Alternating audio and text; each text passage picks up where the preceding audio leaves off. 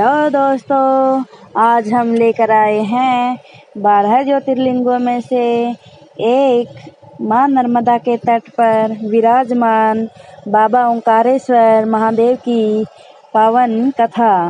आइए जानते हैं दोस्तों इस पवित्र स्थान की महिमा और इतिहास। कथा इस प्रकार है दोस्तों। नर्मदा नदी के पावन तट पर मध्य प्रदेश के खंडवा जिले में स्थित यह ओंकारेश्वर ज्योतिर्लिंग, यह स्थान अद्भुत है क्योंकि यहाँ नर्मदा नदी द्वीप के रूप में बहती है और यह द्वीप ओम के आकार का दिखाई देता है दोस्तों। इसी कारण इस पवित्र स्थान को ओंकारेश्वर कहा जाता है। पुराणों में कथा आती है कि एक समय में विद्याधरों का राजा मधाता यहाँ घोर तपस्या कर रहा था। उसने शिवजी को प्रसन्न करने के लिए वर्षों तक नर्मदा किनारे कठोर साधना की। उसकी भक्ति और तपस्या से प्रसन्न होकर भगवान शंकर स्वयं प्रकट हुए और उसे आशीर्वाद दिया।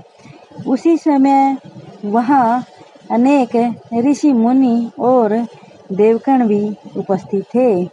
उन्होंने भगवान से प्रार्थना की, हे महादेव, आप यहाँ सदा निवास करें और समस्त जीवों के कष्ट हरते रहें।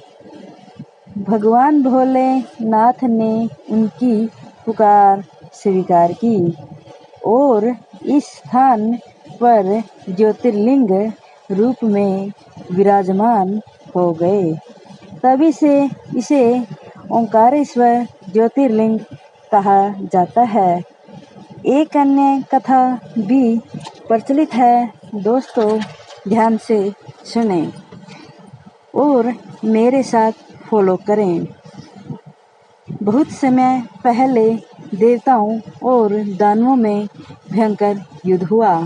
उस युद्ध में देवता पराजित हो गए और उन्होंने नर्मदा किनारे भगवान शंकर की आराधना की। शिवजी ने प्रसन्न होकर यहाँ ज्योतिर्लिंग प्रकट किया और देवताओं को विजय का आशीर्वाद दिया। तभी से यह स्थान अत्यंत पवित्र माना जाता है। कहा जाता है कि यहाँ दर्शन करने और श्रद्धा से पूजा करने वाला भगत सभी संकटों से मुक्त हो जाता है और जीवन में सुख, समृद्धि और मोक्ष की प्राप्ति करता है।